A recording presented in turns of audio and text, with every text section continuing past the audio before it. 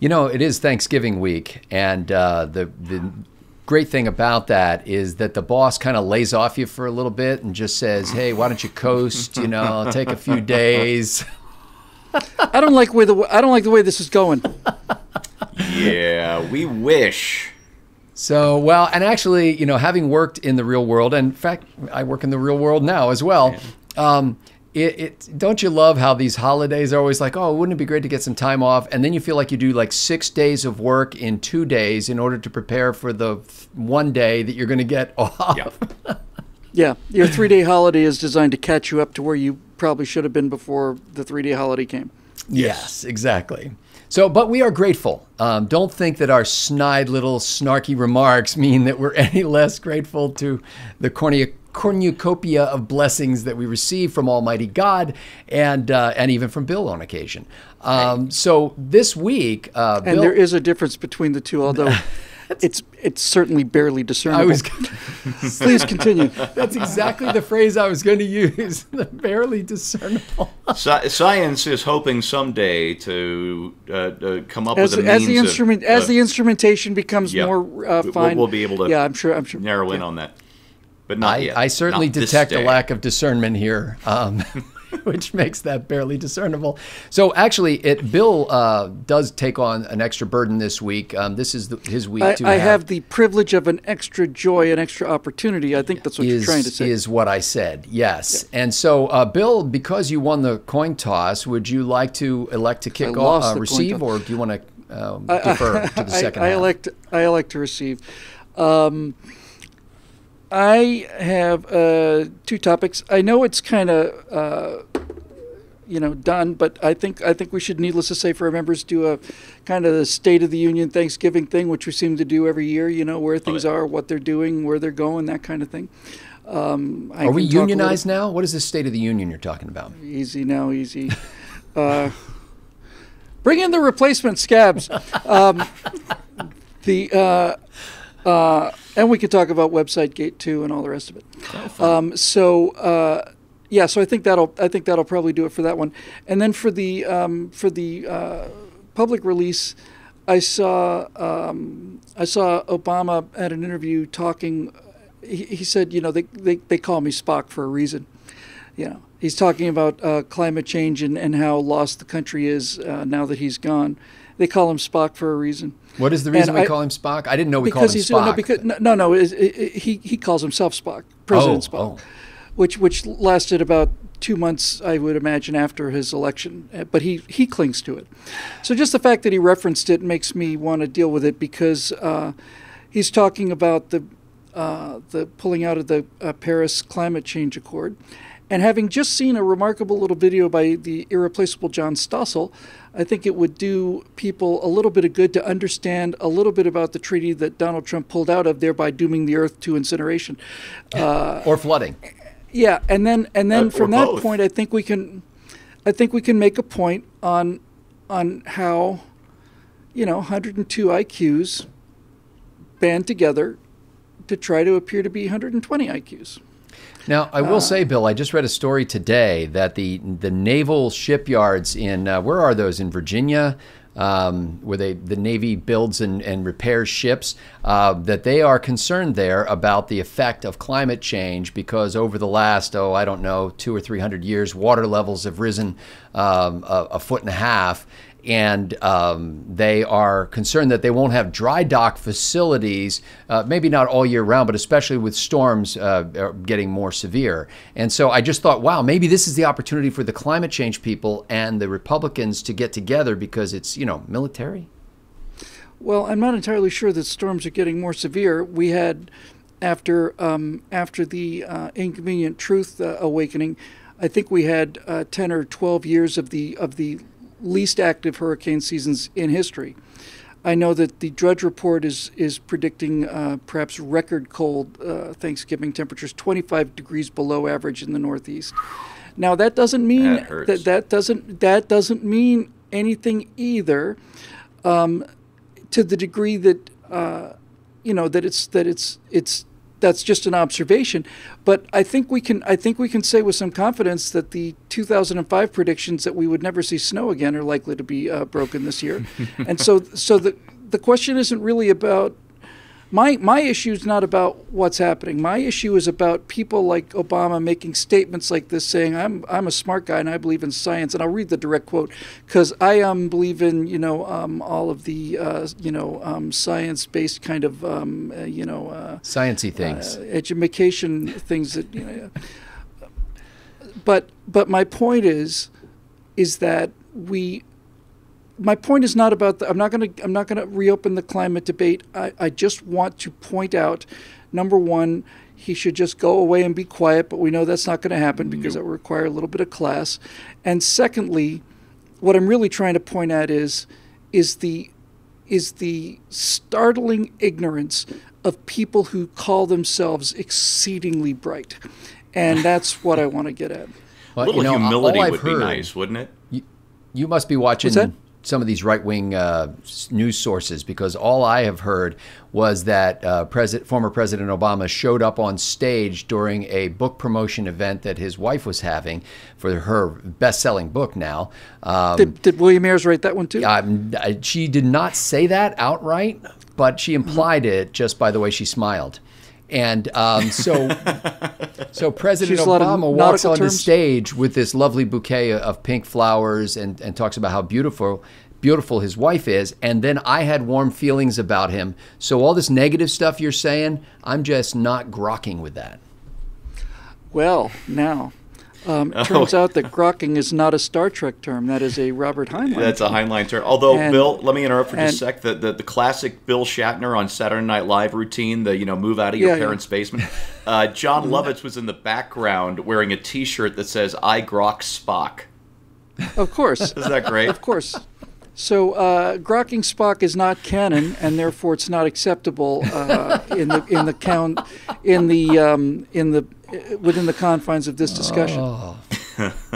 Oh, Bale, save us. Okay, so Bill, you have two topics apparently, and one for members and then one for the general public. And by the way, it's ethically wrong for humans to do nothing but feed vegetable matter into the giant Bale computer reptile head.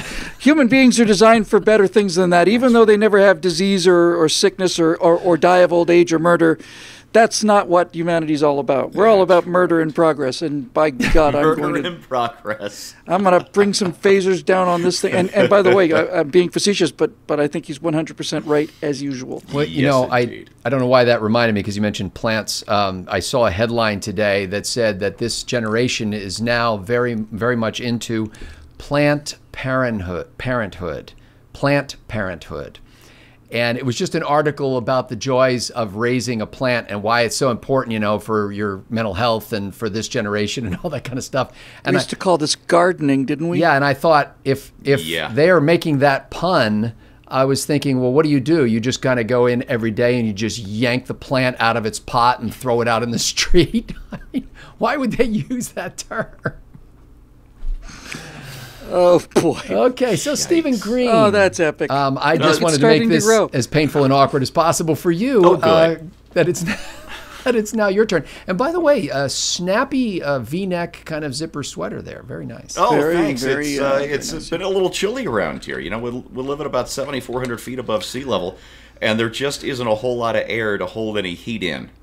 That's the kind of outfit makes you want to say, I like the cut of your jib there. It makes me want to curl up with the LL Bean catalog. No, just a fire big cup and a of coffee couple that of you can hold with two hands. Watch the Hallmark Channel. Well, now you've gone too far. You got weird, Scott. Okay, so Stephen, rescue us from weirdness. What would you like to talk about this week on Right? Let's talk about our fashion choices.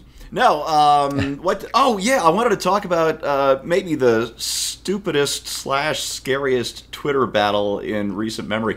Did you see this thing over the? I guess it was on Friday, where Congressman Swalwell, Eric, I think is his first name. That's a great name. Super. Well, yeah. It sounds. Actually, when you say Swalwell, you sound like Jerry Seinfeld saying Newman. Anyway, Swalwell.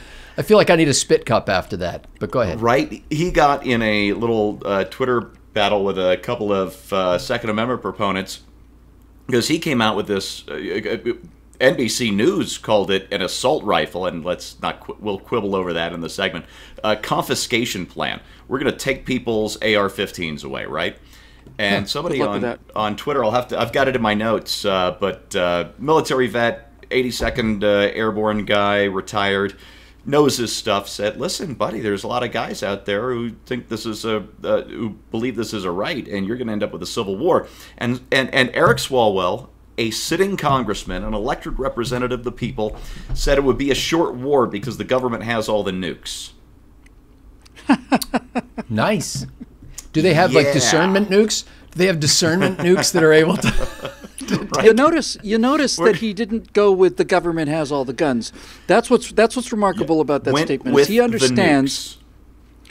Well, they're going to have to nuke the entire red part of the country, and there are not enough nukes to go around. Nukes are effective against high population centers, like, blue areas on the map. Yeah. But it's also interesting that he went straight to the whole kill millions of you kind of thing. Never bring a gun to a gunfight, Bill. Now, of course, he backtracked. He said, oh, well, number one, we don't want to actually confiscate anyone's weapons. It would be a buyback program, which is not what he said initially. And then he said, and I wasn't actually advocating nuking anyone. I was just, trying to start a conversation, which is another thing politicians typically do when they It's like one of these vaudeville guys on a unicycle pedaling backwards, Yeah.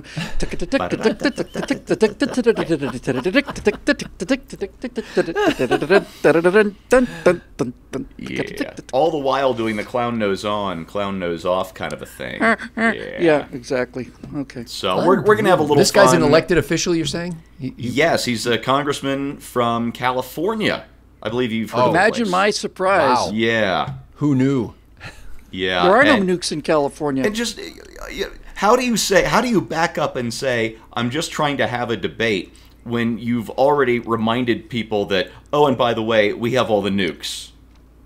Yeah, when you play the nuke card first. But they don't have all the nukes. No. I know the people that have the nukes, and it's not them. Yeah. They're not the ones that have the nukes. We have the guns, and we have the nukes. That's why I can sleep at night. I personally have several nukes, and that took a while. I have to tell you, it took a while. It's not something you can accomplish briefly. It took 7 or 8 years of serious string pulling. I've been waiting for years for the day that Bill Whittle would announce that he was a nuclear power. That's right. Now we have reached that day. I will neither confirm nor deny that I have one embedded in the floor of the Codex Center. When the deeply when the nuke poured about an inch underneath the concrete, right there by where all the red carpets are. When the new question comes up, Bill does the old Fred Thompson. I don't do any hand raising. I'm not going to do any hand raising. That's right. Do you personally own any briefcase nukes? No, we don't raise hands here. So. No, it's the Israeli thing. Israel neither confirms nor denies that they have any nukes, but everybody knows they've got nukes. Well, or just would not be willing to take the chance that they might. Yeah. This is exactly the opinion of me that I'd like to see cultivated. That's right. And here we are helping you to till that soil. That was the Dwight Eisenhower approach to the Cold War, which was basically, I'm not telling anybody anything about my view of the use of nuclear weapons, and I want everyone, especially the Russians, to think that I'm a crazy man who could unleash it on them at any moment. And he wouldn't even tell his closest associates what he actually believed about first use doctrine or anything like that. Yeah. Peace is our profession. War is just something we do for kicks. For kicks, yep. Okay. The great lines of American history. Okay, so that sounds like it'll make a cheerful Thanksgiving feast. Yeah. Just lock them up, folks, and don't let any strangers come to the door. Family members only this week. Earlier this year, the Trump administration announced that it was looking into the U.S. Postal Service, that money-losing enterprise that we all have come to know and love, these many 200-plus years, and they were particularly interested in the possibility that we might be able to privatize some aspects of that, or perhaps all of it. And the Postal Service, or rather the American Postal Workers Union and the National Association of Letter Carriers, which, by the way, you need at least 2 unions for postal carriers, they have come out with a television ad that basically tries to scare people about the threat of what happens if we privatize the mail service. And so there's this mailbox in the ad that says corporate postal service or something like that. And throughout the ad, people can't get their mail out of the box because they start to pull the mail out of the box and it gets sucked back in. Or the mail actually shoots out of the box and hits them.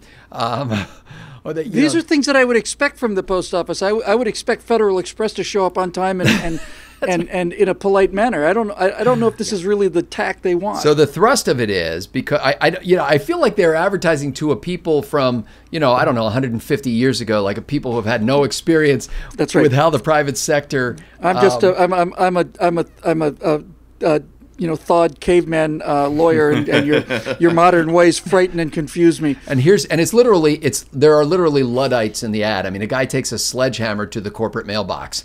But this is here. One of the union presidents said, "quote: a selling of the postal service would be a gift to Wall Street and a setback to everyone in this country who receives mail.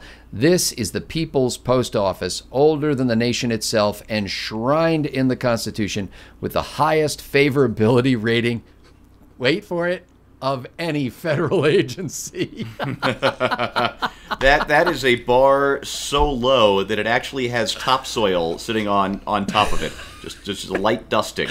I want to hear the survey on that. What would you say? They're going to need a budget increase because the steel hoops around the wagon wheels that they use to deliver the mail in occasionally are beginning to rust through, and. Well, they're allegedly paying for their service in addition to all the borrowed money, but they're paying for it out of revenues from stamps and fees and stuff like that. But how does that survey go when somebody calls you up and say, now I want you to think about all of the federal agencies, and then specifically think of that subset of the federal agencies that you really love. Now, of the federal agencies that you really love, which would you say is your favorite federal agency? I can only name two. One of them is the IRS, and the other is the Postal Service. So I'm going to go with the Postal Service on this Service. There you go. I was going to say Pentagon, but I'm going to go with Postal Service.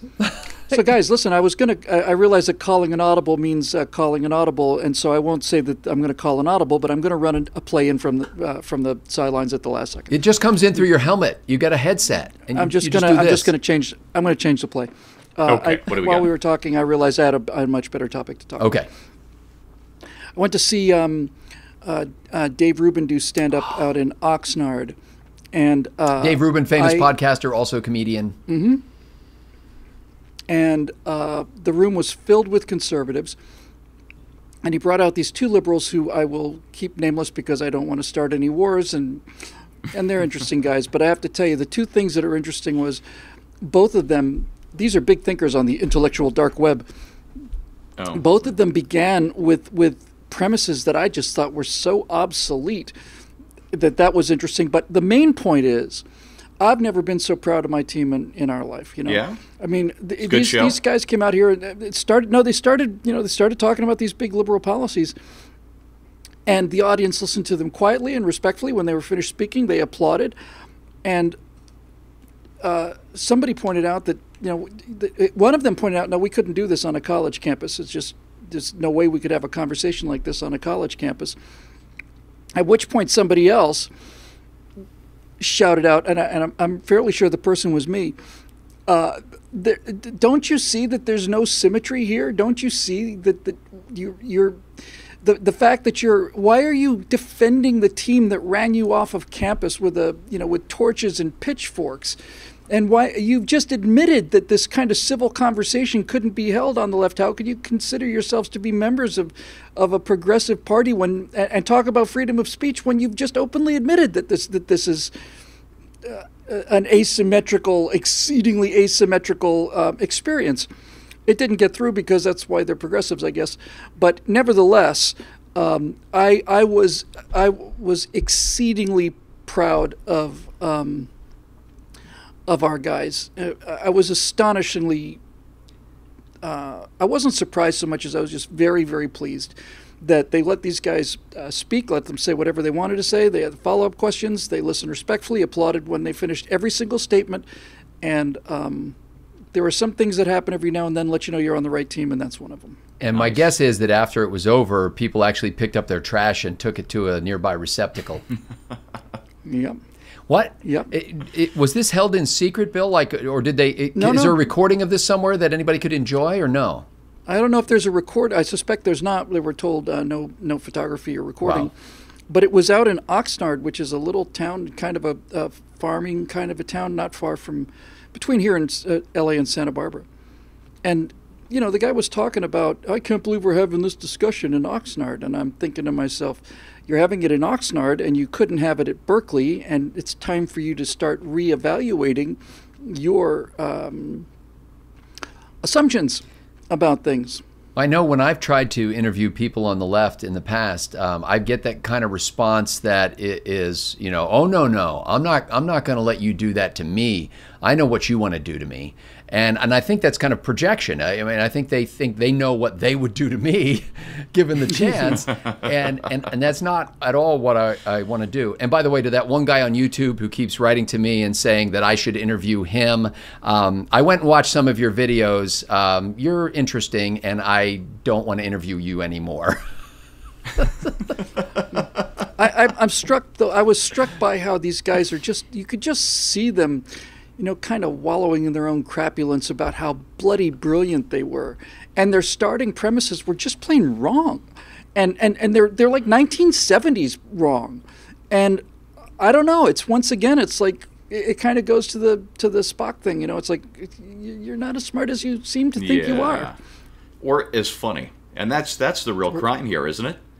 Comedians who aren't funny. I'm not talking about Dave, I'm talking about his guests.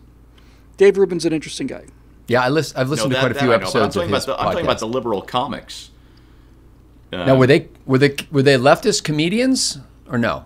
No, they were leftist intellectual deep thinkers, and okay. And Dave Rubin made a lot of jokes about him being gay, and people laughed. And he said, you know, as you probably know, I'm gay, and he said, this is the only audience I've ever played to that didn't applaud at that. I thought that's exactly appropriately correct. They didn't applaud, and they didn't boo, and they didn't go, "Oh, get away from me!" You know, I have brown hair. What difference? What difference does it make? Yeah, applaud. Well, that sounds like an interesting topic. Will that be your members this week, Bill? No, that'll be the main one. The public. And I think I'll stay with the Thanksgiving thing for members. Okay. You know? Yeah, I like doing that every year. Me too. Well, ladies and gentlemen, this is, you know, without sounding too trite, we are indeed thankful for what you've done for us all year. And you have sustained this enterprise in a way that has allowed us to continue to do this thing we love, while you get to, it's a mutually beneficial relationship. You know, I mean, in crudely crass capitalistic terms, you're doing this. Which are the best terms. You're doing this because you want to see it happen. We're doing this because we can't not do this, and so. That's true. And somehow we all enjoy it, and maybe a little good redounds from the whole process of it. So we've been blessed by your generosity and the fact that you're willing to share us with your friends. We ask that you continue to do that with zeal and enthusiasm, and continue to engage with us in this process that we love so much. So for Bill Whittle and Stephen Green, I'm Scott Ott, looking forward to recording this week's episodes of Right Angle for the members at BillWhittle.com and all the world.